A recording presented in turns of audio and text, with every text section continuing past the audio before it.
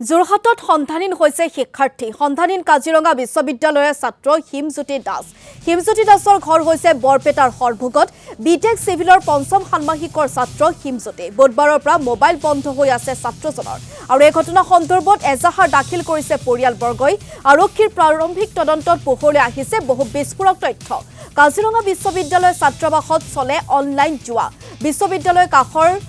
ধাপকটা অঞ্চলৰ সহপাঠীৰ ৰুমত নিশা কটোৱাৰ পিছৰ পৰাই সন্ধানহীন হৈ আছে হিমজ্যোতি দাস হোষ্টেলৰ একাংশ ছাত্ৰৰ পৰা টকা ধাৰে লৈ অনলাইন জুৱাত সৰ্বশান্ত হৈছিল হিমজ্যোতি দাস ধাৰে লোৱা টকা বিচাৰি হিমজ্যোতিক ভাবুকি দিয়াৰ অভিযোগ পৰিয়ালৰ সমগ্ৰ ঘটনা সন্দৰ্ভত তদন্ত অব্যাহত ৰাখিছে আৰক্ষীয়ে মানে এইটো প্ৰথম কথাটো কাজিৰঙা ইউনিভাৰ্চিটিত বহুত ভাল সিকিউৰিটি ভাল ব্যৱস্থা আছে বুলি গম পাই ল'ৰাটো ইমান দূৰৰ পৰা ইয়াতে দিছিলোঁ কিন্তু ইয়াতে যি ইমান হপাঢিলা সিকিউৰিটি যাৰ কাৰণে আজি মোৰ ল'ৰাটো আজি নিৰুদ্দেশ অৱস্থাত আছে আৰু তাৰ কোনো সংসূত্ৰ এতিয়ালৈ পোৱা নাই সি হোষ্টেলৰ পৰা পৰহি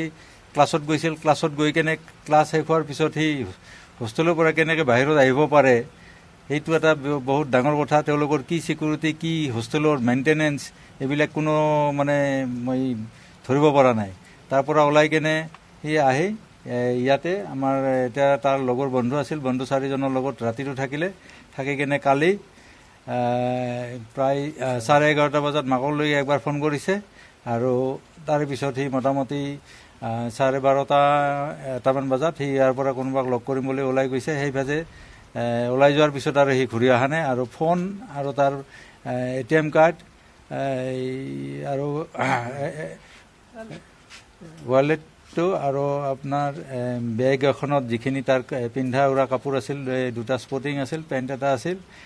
ছাতি এটা আছে সেইখিনি ৰুমতে এৰি থৈ সি এই লগৰ কেইজনক লগ কৰিম বুলি কৈ গৈছিল সি সেইবোৰ বন্ধুৰ ৰুমতে থৈছিল ইয়াতে য'ত আছোঁ বৰ্তমান আমি ইয়াতে বন্ধু কেইজনৰ ইয়াতে ৰুমতে এইখিনি বস্তু বেগখন আছে মোৰ হাতত এই বেগখনৰ এইখনে সৈতে ইয়াতে থৈ গৈছে আৰু মানুহটো সেই কালিৰ পৰা সেই বৰ্তমানলৈকে মানে তাৰ কোনো অনুসন্ধান